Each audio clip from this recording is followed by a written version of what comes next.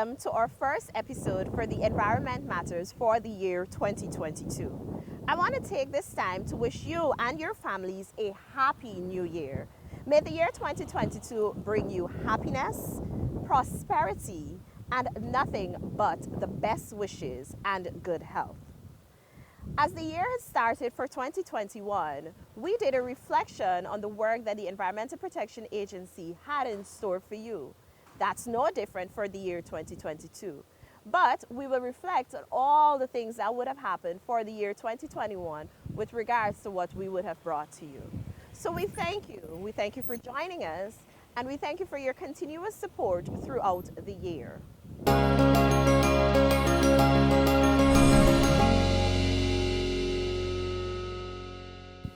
We at the EPA continue to be encouraged by your kind words and feedback throughout the times.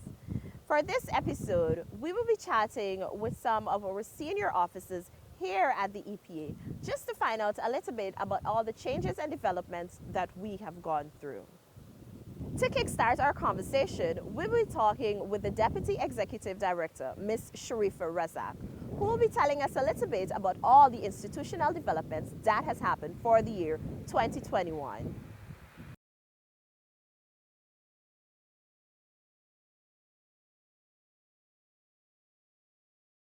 So, welcome, Ms. Razak, and a happy new year to you. So, I want to start off this conversation by asking you about some of the most important changes that would have happened here at the EPA for 2021. Hi, Ladonna. Thank you for having me, and a happy new year to you too. To answer your question, in 2021, I would like to zone in on a major change that would have occurred, and that was the restructuring of the agency. As you know, the agency celebrated 25 years of its existence in 2021. And that was a good juncture to which to look at what it has been doing and how it needed to reshape and retool in order to perform smarter and better at the work that it has to do. So it was recognized that one of the things that needed to happen was to restructure the agency to be able to achieve its goal. And so the agency was restructured, so that I would say that was a major change. They just to make it easy to understand for the audience, the existing structure was a very flat structure, and you had several unit heads, actually 13 to be exact, reporting to the executive director. So there was a big flow of work going to the executive director. And in the new structure, that has been changed so that you're going to have the work flowing to 6 divisional directors rather than flow only to the executive director. And this structure will make it better for the agency. Decisions will be made in a more timely fashion.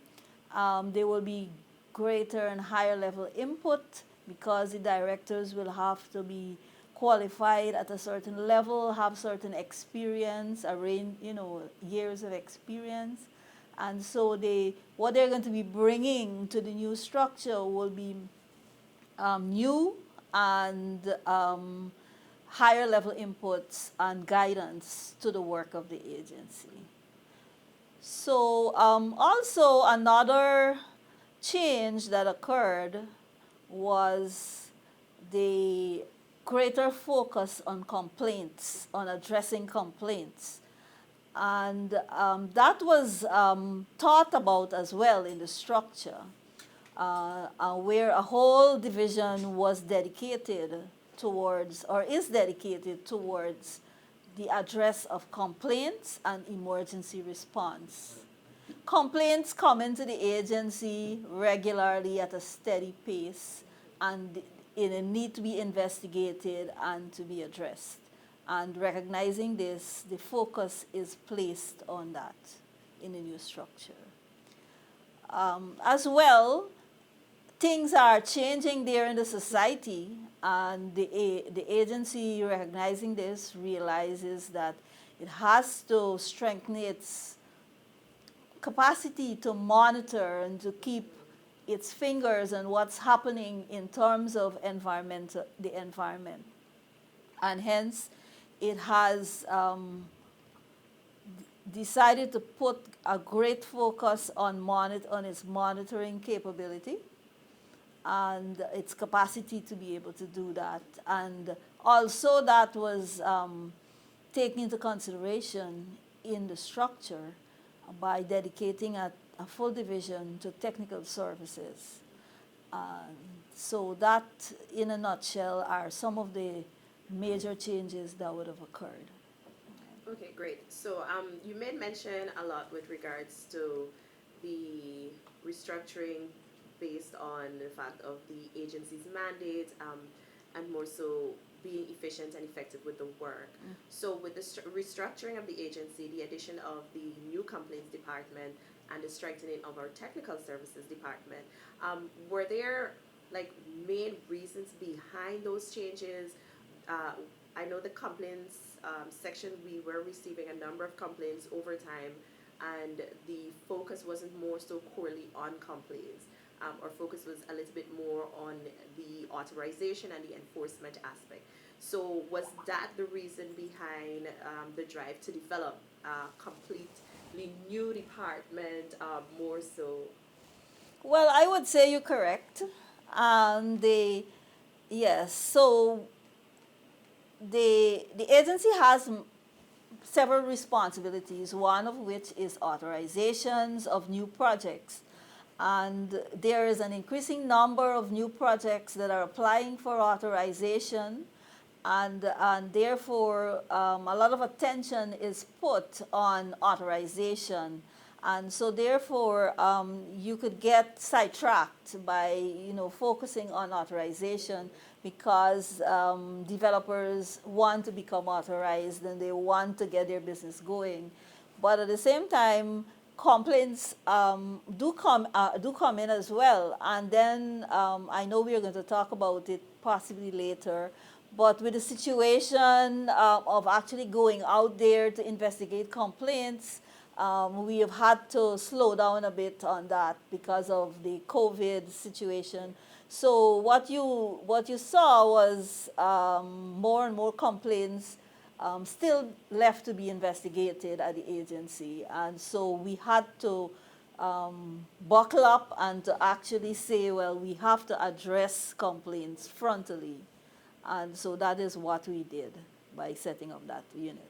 Great. So with the setting up of the unit, and I know the unit has been in full action since it has been developed, have you found the new structure to be very effective and efficient in the execution of the agency's mandate?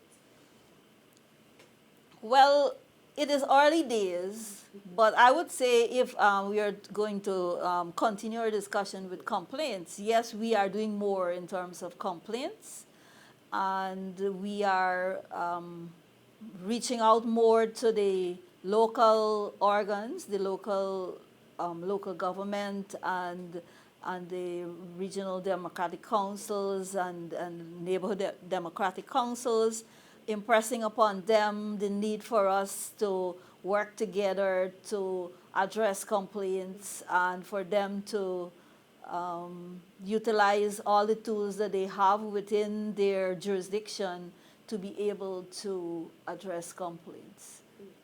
That's true. And the initiative to ensure that the local authorities are empowered and do recognize their need for their physical presence within those communities is definitely the way forward.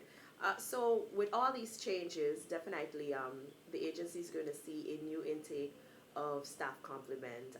How has that changed for 2021? Well, it started in 2021, but what I could say is that I actually have a number in terms of the number of staff that were hired in 2021, and that number is 31. However, the majority of those were to fill vacant positions. What I could say is that in the oil and gas unit, we have added 5 new staff. We have boosted the office at WIM with 2 new staff who are senior officers, and we have added 1 staff to the GIS unit. All right, so those are new people that were added. However, the plan is to continue the hiring in 2021, to continue to boost the various units as much as we can. Um, Particularly, we will look at boosting the complaints and investigations unit, and more so also the oil and gas unit. And wherever the need arises, we have a plan. We actually have a plan that has been set up in the budget for hiring next. This year. I keep saying next. We are already in this year. Yes. So, right. So we're going to continue, and gradually we are going to add to the staff complement as the demand increases, because by all accounts it's expected to increase. Most definitely. Yeah. You know, with changes and development, you definitely need to go with it, and it would be of certain that with those changes, you'll need to bring people on board so that the agency can continue to be effective and efficient in its execution of its work. So we know with all good things, there must come some challenges, and I know the agency from time to time faces its own challenges. So what have been some of those challenges for the year 2021, and how have we risen to overcome those challenges? Well, I would say the challenges that the agency faced, some of them are common to what possibly other agencies would have faced. Being a agency that has to be out there in the field a lot, well, that was curtailed to some extent by the advent of the COVID situation. However, we have been able to implement fully the protocols and the measures that were advised by the Ministry of Health and our office to keep our officers safe, our staff safe, so they can continue to do their work as they go out there. In terms of our outreach and education and so on, that is an area that traditionally it is a lot of face-to-face work we should have been doing. However, I would say that we have been utilizing virtual platforms to do our work, and I think we are becoming better and better at it. We have conducted quite a lot of sessions in training virtually. We have done public hearings virtually. We have done, many public awareness events, observances, and so on virtually. So we're not saying that is the way to go, but we are trying to do as much as we can to actually ensure there's no gap, and that we can keep abreast of our program and to get the word out there in terms of public education, in terms of the work of the agency, and so on. Perfect. So for 2022, when the year starts, we all have big plans for the year. So what are some of the plans that the agency has put on its work plan, not only for its work plan, but also to boost the work that is being done here at the Environmental Protection Agency? I would say one of the things that it's quite exciting that we're planning to do is we are planning to strengthen our capability to monitor remotely. And we are putting systems in place to do that, subscribing to various services that can allow us to tap into their resources, to have remote monitoring of the marine environment, the terrestrial environment, so that we could see what's going on in the environment as a whole. We are also going to utilize GIS a whole lot in order to identify high risk industries, high risk projects, and to keep a closer look at them, and also to identify hotspots in different sectors where we need to keep a close look and to monitor what's going on. We have been already looking at installing monitors for air quality at strategic locations so that we can get information on what the air quality is. Similarly, we are considering um, installing buoys in rivers and other marine parts of the marine environment so that we can get an idea of the water quality, what's going on, because the way to go is probably, in terms of monitoring, is probably utilizing technology largely to gather data and to utilize bodies or the officers themselves to actually go down there and do what we call ground truthing. So you collect the data remotely, and then you go down there and you collect actual samples and bring them back, and you take them for testing just to confirm and correlate with the data that you're collecting. So that is one exciting aspect that we are doing. We are planning to do. So we are also hoping to, as we already mentioned, increase our staff capacity and our collaboration with stakeholders. We want to let everybody know that they have a stake in the environment, and to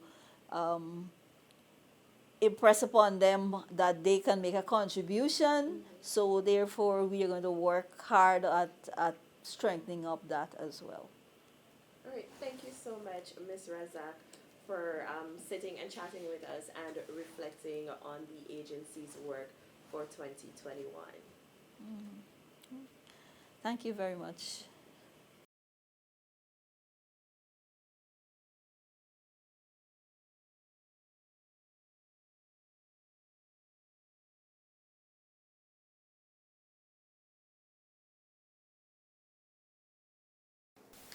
Welcome, Serge Paul, and I bid you a happy new year. I hope that 2022 brings you and your family all that you wish, and may it also bring you full success and joy. So, Same to you and family as well. thank you. So I know for the year 2021, there was an intense period where complaints management was the main focus of the agency. So can you share the end results with the public regarding the agency's work within this area? All right, so the complaints department was recently resuscitated. We had back in 2014 to 2015, we had an intensive enforcement and compliance arm that really looked at complaints. But we had some shifts and changes, and that was kind of dissolved. So now, with the guidance of Mr. Parshram, we have sort of intensified those efforts, and we started sometime in September. And from September to, say, present, we have really accomplished quite a lot. We started by bridging some collaboration with some sector agencies, for example, the NDCs. We are working with the Guyana Police Force to address noise nuisance, and also working with the Mayor and City Council to address littering in the capital city. Great. So outside of all of the collaborative work that the agency has been doing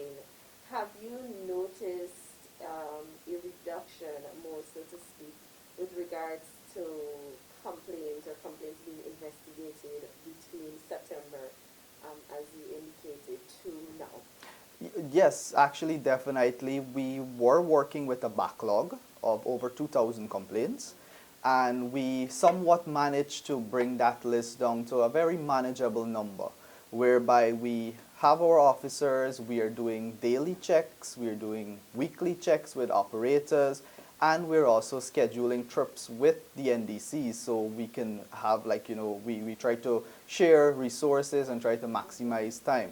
But overall, we have seen a reduction in the number of complaints investigated, closed, because we do issue enforcement notices, and some of those notices leads to business being closed. So I can tell you for a fact we had six complaints that were completely closed due to enforcement notices being served to them. Great, and I'm glad that you mentioned that because one of the things a lot of the persons in public would like to know is what are the plans that the agency has in place to ensure compliance is achieved. I know particularly as you spoke just now with regards to like enforcement and serving persons enforcement notice, what plans does the agency have to ensure that notices and letters are actually adhered to? So one of the major accomplishment that came out of the complaints department for the last quarter, I must say, is that we developed a complaint strategy. And part of that strategy involved or included enforcement activities. So we were planning enforcement outreaches. We are trying to have one-on-one conversations with operators, basically trying to work with operators or developers to actually bring them into compliance. However, if we try to work with you and we don't see you working with us, we give you some time, a timeline. If you breach those timelines, then we move straight to enforcement actions. And we have tried this, and we are doing this, right, because there are some persons who may not want to do these measures that we are recommended. So we are taking that approach whereby we serve you the enforcement notice, and then we try to resolve the matter there. All right, great. So I know over the years we have seen a great flow or received a great an increase in the number of complaints over time.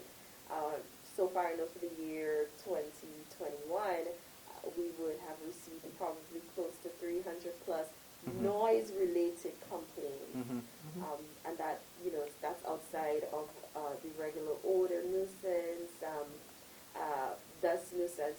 So, are you of the opinion, I want to say of the opinion, I'm not forcing mine on you, that because of public knowledge now with regards to environmental issues and environmental concerns, that the agency has become, that dependent body where persons call, they write, they post, they visit to make complaints?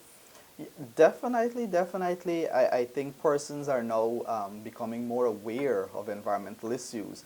And I must say, kudos to our communications department because they are actually the ones who are arranging most of these outreaches, and we have our television programs, our social media platforms whereby we educate or we try to edify the public about these issues and how they can get some satisfaction and basically resolve these issues. So yes, we are intensifying our efforts here at the agency to make persons in the public aware of these issues and basically also let them know how we can help them to address those issues. Great.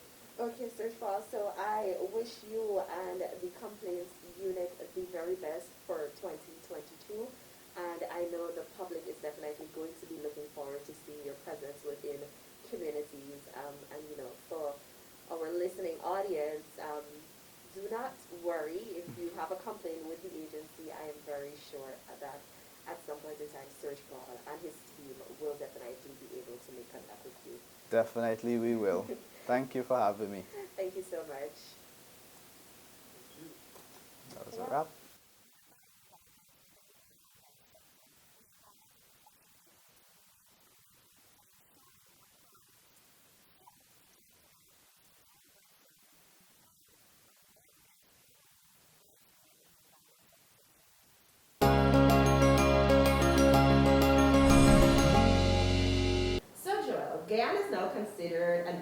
gas nation, and agencies such as the EPA are critical in ensuring that resources are sustainably utilized.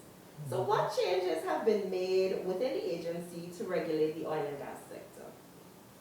So added to the satellite monitoring that we do, which is daily, even now, even though we get alerts if something should happen offshore, we take it upon ourselves to conduct real-time data monitoring, right?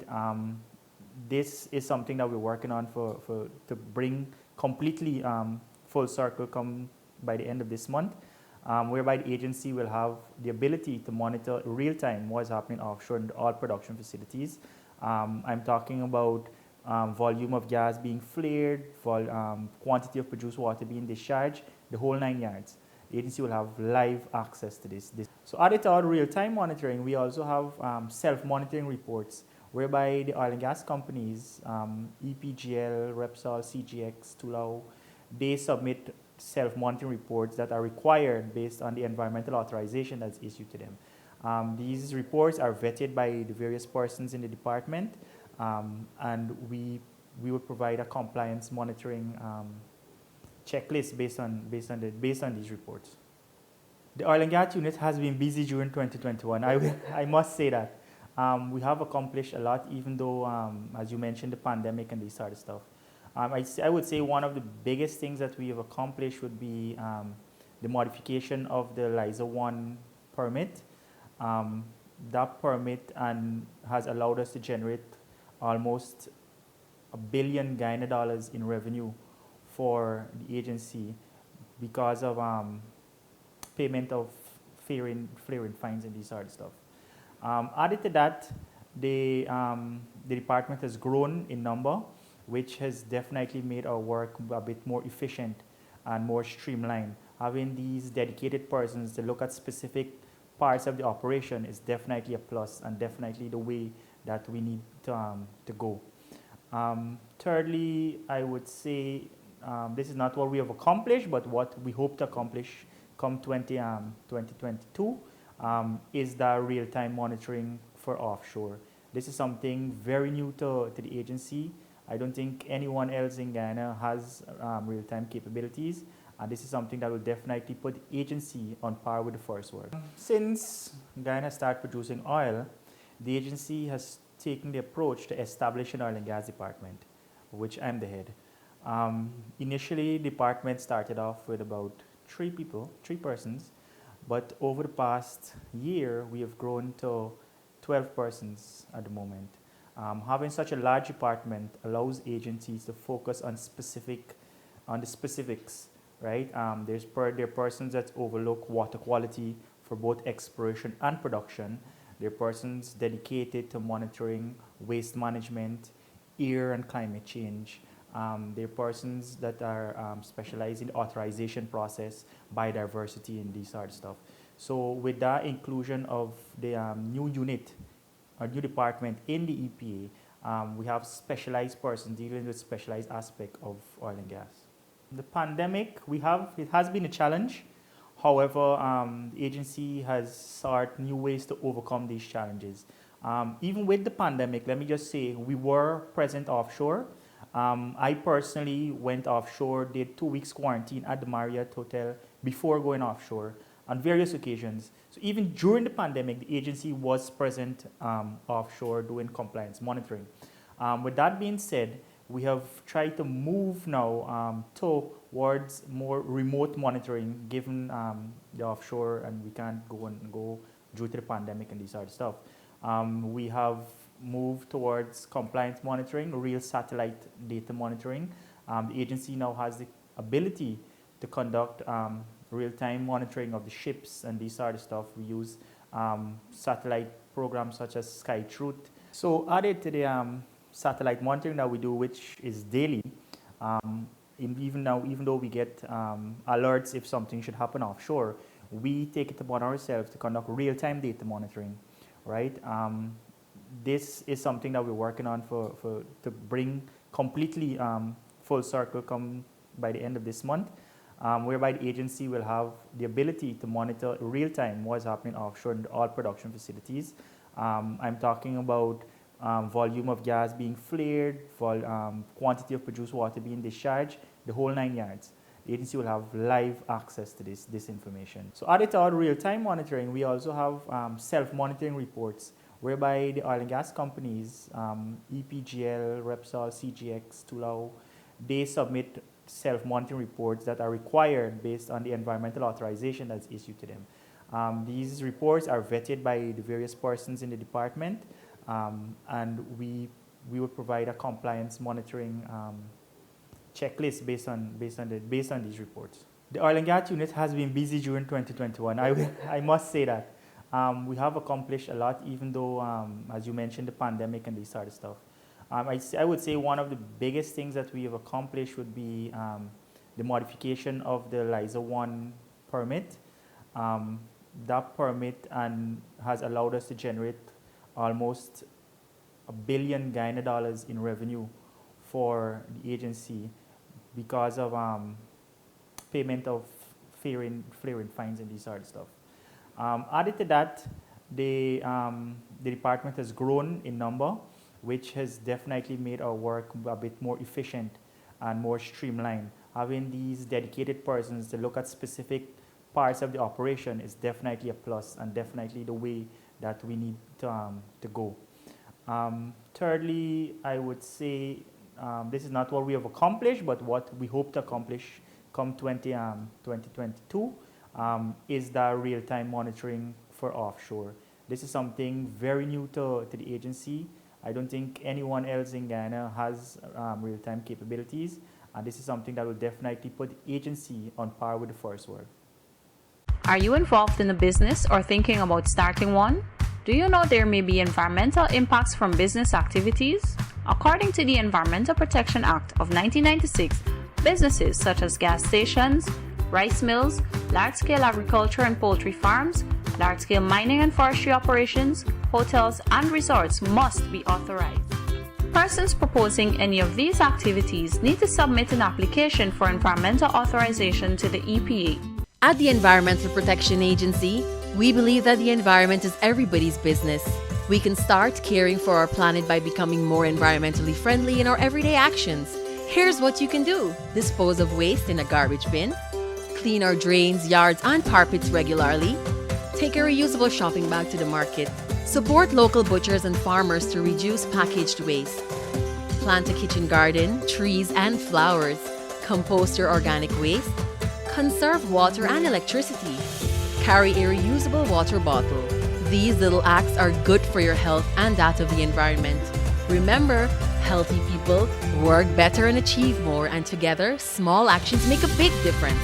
For further information on how you can help, please contact the Environmental Protection Agency, EPA, Ganges Street, Sophia, or telephone us at 225-5467. You can also visit our website, epagana.org, or our Facebook and Instagram pages.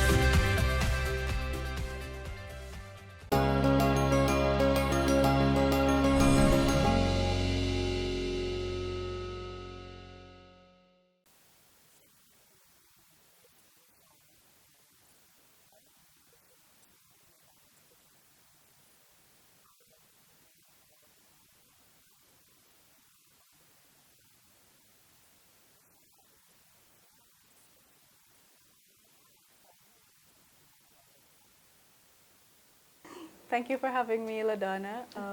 Indeed, I joined the agency in November as a GIS specialist with the specific directions that we are going to develop a GIS unit and improve our capabilities as an agency in both geospatial development and also venturing off into remote sensing at the agency. Great. So welcome not Thank only you. to the agency but also to our program. So how have you found your experience thus far here? Oh, the EPA is exciting. It's fast-paced. It is much more demanding than I could have imagined. But that's exciting in its own way too, because you get this sense that you're contributing to a greater purpose than yourself. Yes, and you know, it's a lot of times I think of it as something way beyond my expectation. So, and I like that. I like to know that when I come to work, my job is exciting and it's thrilling, and I want to come here every day to do what I do best. All right, so let's talk about all that you would have done being here for the year 2021, and a little bit about what you have planned for this year 2022. Okay. So with the GIS systems, you guys are known for a lot of programming. Uh, what has been a few of the developments within the unit here at the agency in terms of your capability and your capacity? Okay. Well, I think here at the agency, we're very lucky to have an enabling leadership team that really allows you to spread your wings and encourages you to face challenges and to charter on undeveloped paths. So within the agency itself, we have started building capacity to expand on our expertise or expand on the array of services that we can offer, not only to other program areas within the agency, but also to the general public, and that feeds into some amount of decision making. So we have started compiling geodatabases for all the program areas, and that will enable us to better visualize developments where they're taking place. And when we overlay that with reference data from our sister agencies, it can help us to make more informed decisions about projects that are happening in somewhat sensitive areas. That brings me to one very exciting development that we were able to achieve at the end of 2021 that will be coming on stream in 2022, and that is the Environmental Information Monitoring and Management System. It is a project that has long been envisioned, but we were able to, with the support from the IT department and our consultants Latitude Geospatial, they successfully built that interface and program. So now it is just for us to do some final migration of the databases to our servers and to get our ArcGIS Enterprise license, and then we can launch that full stream. So what the EAMS will do is compile data from all of the Rio focal points in Guyana, that is agencies like the GFC and the GGMC, of course with permission to share and use the reference data that they would be sharing with us, to overlay with a potential project site, or to help the public to query and visualize what is the status of a permit that they would have submitted, what is the status of a complaint that was made. So everyone will have a complaint reference number, so you can use that to enter into that site, and instead of having to call us, you can visualize that yourself. You see it's processing, what date it was received, where along that process it is. So it helps the agency with transparency. It helps to see what we are doing, a lot of work in here. That's one of the things we're really excited about. Secondly, within the agency here, we would have started firstly looking for open source data, either readily available data or data that we can access and then process ourselves to aid in boosting our monitoring capabilities for both offshore projects in the oil and gas sector. That is that's a buzzword for everyone. But also onshore developments like in the mining and forestry sector or infrastructure that is really kicking off because there's a construction boom in Guyana. So we have utilized firstly a lot of open source, freely available data, some of it from SkyTruth that allows us to visualize and quantify daily flaring. We also use Earth data from NASA to monitor some parameters. We're also making use of an experimental tool from SkyTruth, but what it does, it automates the detection of oil slicks and any spills offshore. So we get alerts every time if there is ever an event. Thankfully, we don't. Thankfully, we haven't had any of those events yet. We had a meeting with them, the executive director and a team from here, and they actually said in the region where our waters are clean, and even when we did have an event, it wasn't from a developer off of our shore, it was from a dark vessel just passing through our waters. So we are able to monitor these things, and the good thing about that SkyTruth platform is if we were to access that Sentinel-1 data ourselves and process it, it would take us about 4 to 6 days to get an imagery. But because of SkyTruth's their advancements, they're able to get the imagery within 3 hours of an image being taken. So it's not real time, but near real time as you can get. And for something that is free, I think it's a wonderful opportunity for the agency to be able to do this monitoring at little to no cost to taxpayers. That is one of the things we keep at the forefront of our decision making. Great. That's a lot. You know, I'm very proud of where the agency, or how far the agency has come, especially when it comes to monitoring and more so now mapping. I had I was honored with the to be able to see a lot of the work that you have been putting in thus far, and I am very impressed. And I know the general public, when we do make a lot of what we're doing, you know, readily available and, you know, constantly available to them, I am sure they will also be very impressed.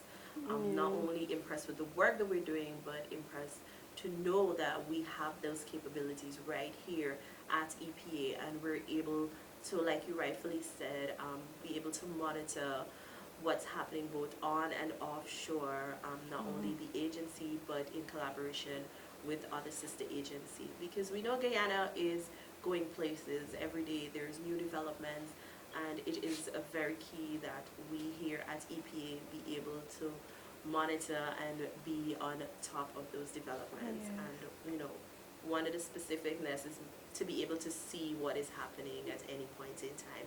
So kudos to you and your team, Roshana. But none of this would have been possible without the overarching enabling environment provided by the leadership here. I think that's very important to note. Most definitely. And like you rightfully said, you know, having that ability to be able to spread your wings and, you know, have your opinions and your and have that honest feedback from management here. It goes a great way.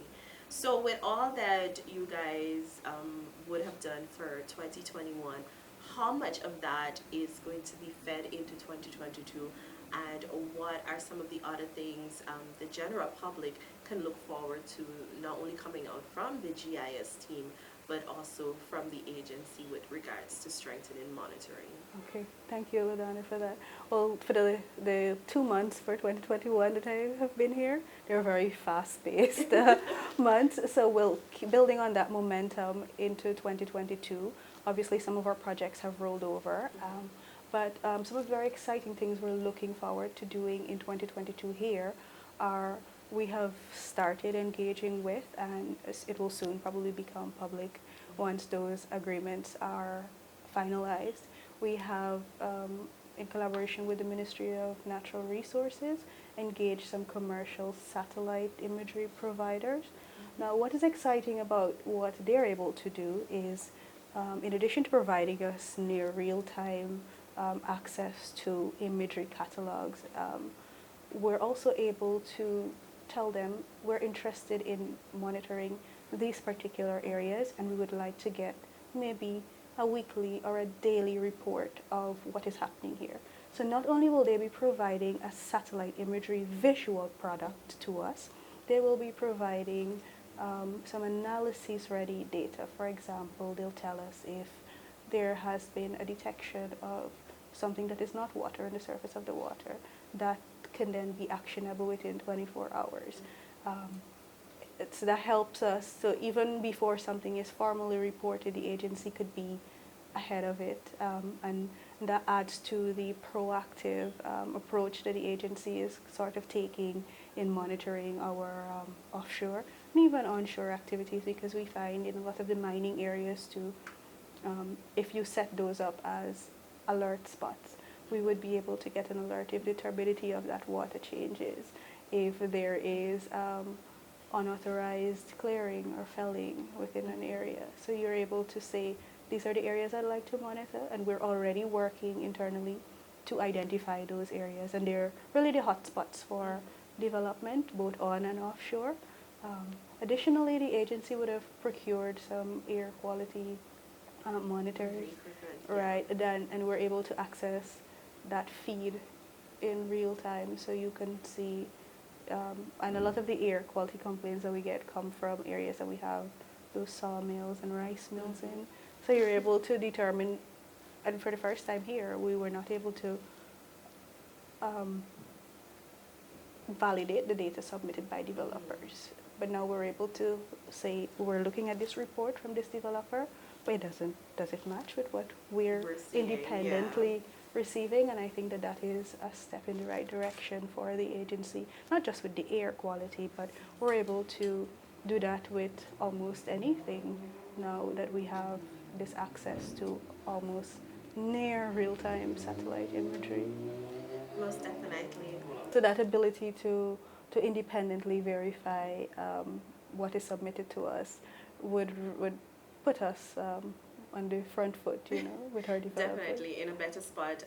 And Joel did lament to this with regards to, developers being able to self-monitor, and then, the agency having that ability to validate the information that they would have provided to us. Mm-hmm. So on that note, Rishana, I do want to say again, congratulations to you and your team. I know we're definitely going to be looking forward to bigger things in 2022 from you guys. Is there anything else you'd like to share with us? Because I know the agency is definitely going the route of ensuring greater development here, because the country is at that stage of greater development, especially when it comes to the ability to monitor, not only monitor, like we rightfully said, offshore with all that's happening there, but also onshore. So is there anything else you'd like to share with our audience? I think over the course of 2022, a lot of that work here at the agency will speak loudly for itself, and even when the public has access to that EAMS platform, they themselves will, I think I will not be able to put it aptly in words. I think everyone can see it for themselves. The work will speak for itself. Oh, that's happening. All right, great. Thank you so much. Thank you for having me, Ladonna. You're very welcome, and I do hope that you continue to enjoy the work that you're doing here at EPA. It is an awesome place to work. So congratulations again, and we look forward to great things in 2022. Thank you for having me. Great.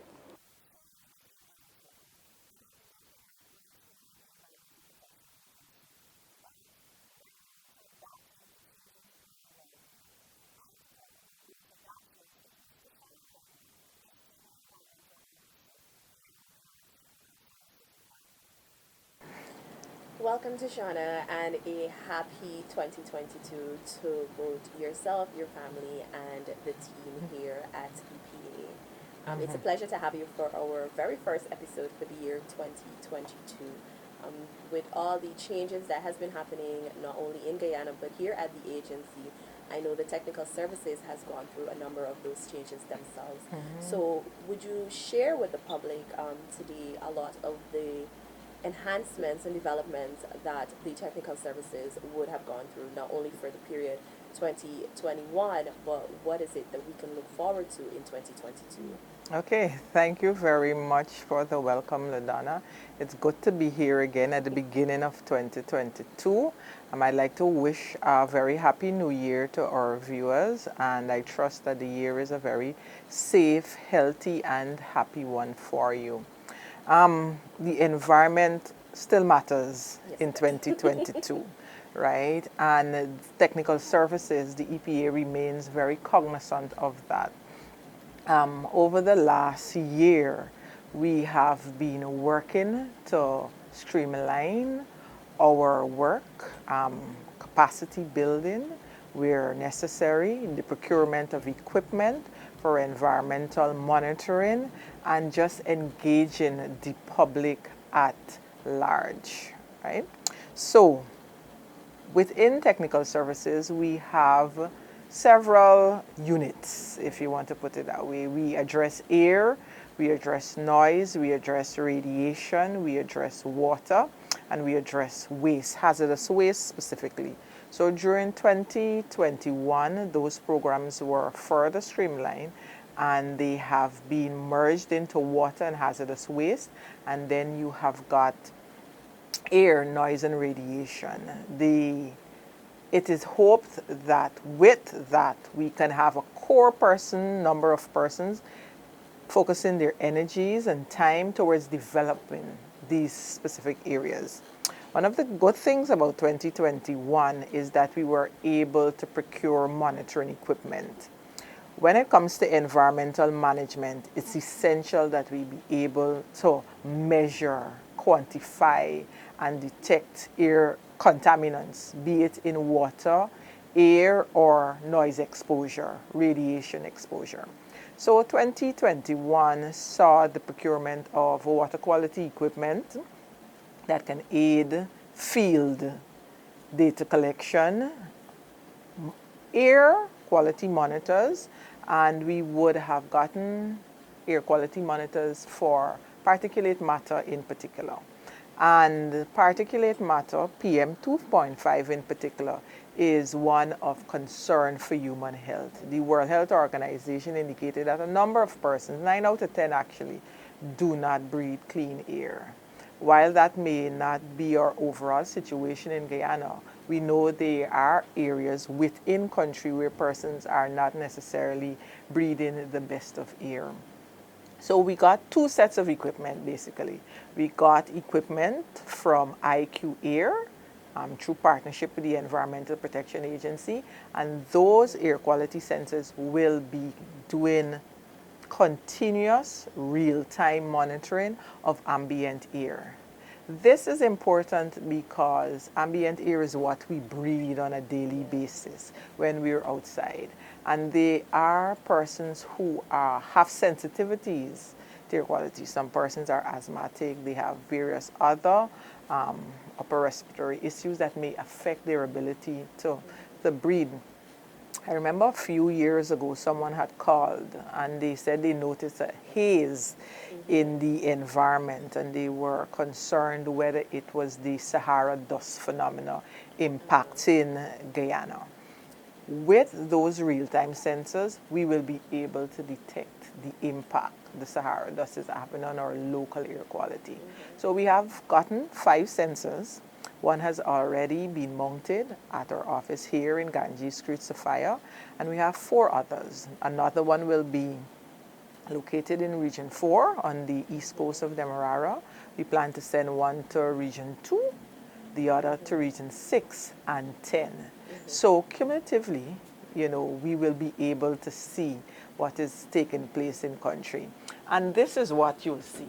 So you can go to IQ Air at any time and a link will be placed on the agency's website and you will be able to detect what is the air quality in Georgetown or your area at any given time.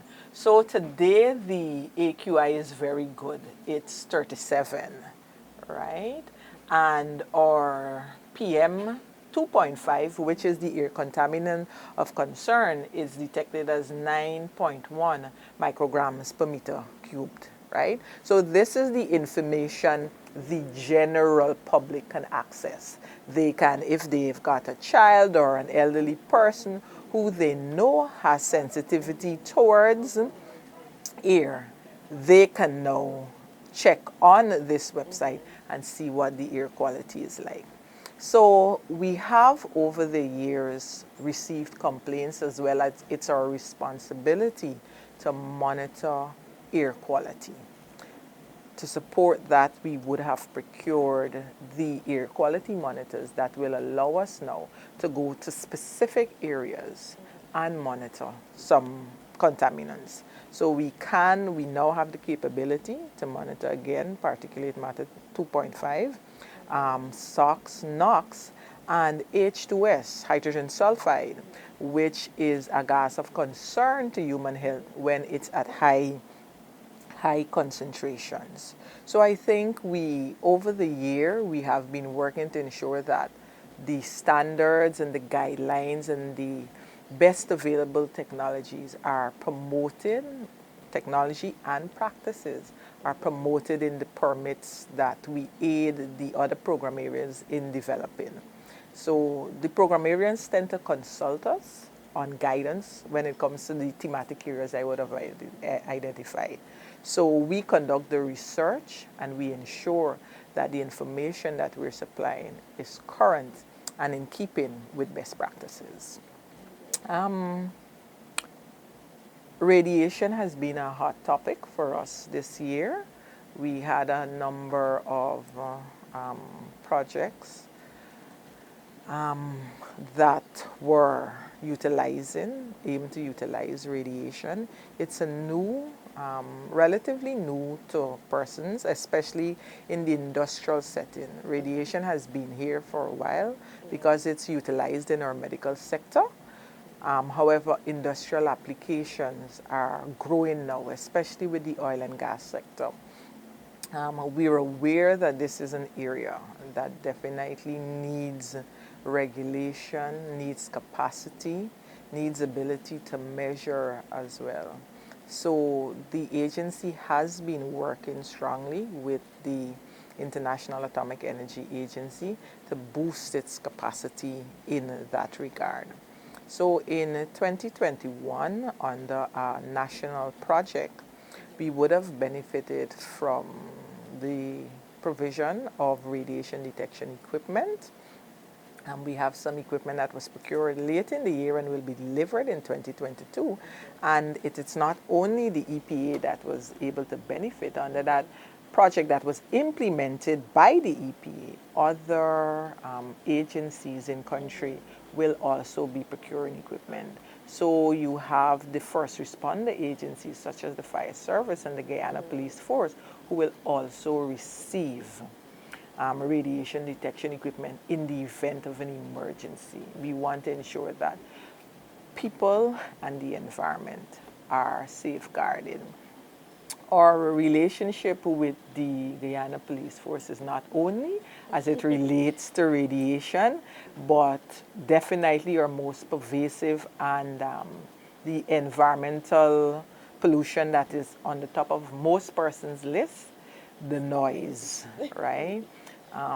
Each year the agency receives hundreds of complaints about noise. We have to work this year to ensure that we have equipment to measure noise. We have increased the number of noise meters we have, as well as the calibrators, to ensure that the data we're collecting is reliable. We have trained personnel. Continuous training is important to ensure that persons are following the requirements. We have collaborated with the Guyana Police Force to ensure that the officers understand why it is important to manage noise, outlining the impacts noise has on human health and the environment, as well as how they too can measure, monitor, and enforce their law. So that's an ongoing collaboration that we've enjoyed since I think 2017. Yes. And we will continue to work with the Guyana Police Force to ensure that persons can enjoy a quality environment, you know. Getting back to radiation, though, I indicated that we were implementing a national project. And under that national project, we were able to boost our capacity in terms of enforcement, inspection, authorization. So we had experts.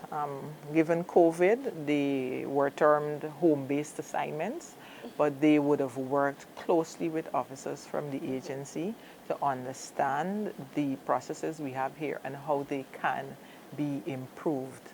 So out of that, we got different procedures to aid in our authorization and in inspection processes. The year was a busy one, right? COVID definitely did not not a force to hold us Yes, back. yes, we worked and we took on new areas under our purview. We currently manage the biodiversity research permitting process, which is an important one. Um, it aids to safeguard our natural wealth. You know, we're known for a rich biodiversity, and persons travel from there. We have our local students, as well as we have international experts who come to capture the beauty, whether it is via filming or to conduct research. Right, so currently we are issuing those permits for biodiversity research, and it's useful to the agency because when they conduct research, we are able to collect data on biodiversity. We are not only collecting data on biodiversity, but we are pursuing reporting. One of the things that we work in 2021 and definitely we will be strengthening in 2022 is reporting. Or persons are required in their permits to monitor air, monitor noise, monitor water. It is our expectation that it's not just written on paper, but they put systems in place to ensure that they actually do monitor. We are collecting that data, right? We will be pursuing them to collect that data, and that data will do two things, or a number of things. One being it provides information for decision making. So not only will it determine the compliance of a permit holder, it will also allow us to get an understanding of the state of the environment in a particular area to see whether or not going forward we can have additional industry in this particular area. Will additional technology be required to reduce environmental impact? So I'd just like to remind our permit holders that monitoring is a key component of your permit and that you should make every effort to adhere to that monitoring regime. Your information will be useful in protecting the environment and safeguarding human health. All right? Most definitely. All right, Shauna, thank you so much for sharing a lot of what the technical services has been doing, and you guys have been busy. Yes. Kudos to the team on the procurement of the additional equipment. I know it will definitely be of good use here at EPA and here in Guyana at large, particularly as you would have spoken to the air quality monitoring equipment that will be mounted across the regions. We definitely look forward to greater things coming out of the technical services for the year 2022 and beyond. So we wish you guys the best of luck with all that you are going to be advancing to. Yes, most definitely. And we look forward to feedback from the public. You know, we often hear from them and we certainly look forward to continued support from them as well as feedback to improve our processes. Definitely, both positive or negative feedback. Yes, they all aid in growth. Here. They all aid in growth. Most definitely. Okay, thank you so much again to Shauna for your time. Yes, thank you very much. Have a great year. Thank you for tuning in to another episode of The Environment Matters. I have been your moderator, Ladonna Kissoon. I do hope that 2022 not only brings you and your family all the peace and joy that you wish among yourselves, but also good health and safety. We at the EPA continue to remain committed to ensuring the effective execution of our work plan and our mandate. And to do that, we look forward to your continuous support for the year 2022. For additional information, you can make contact with the Environmental Protection Agency on 225-0506. You can check us out on Facebook or on Instagram, or you can make a visit right here at EPA Ganges Street, Sophia, or at our regional offices in WIM, Quarantine Berbice, or in the Len Building at Mackenzie Linden. Thank you again. This program is broadcasted right here on NCN and on eNetworks Channel 1. Thank you so much and continue to stay safe, Guyana.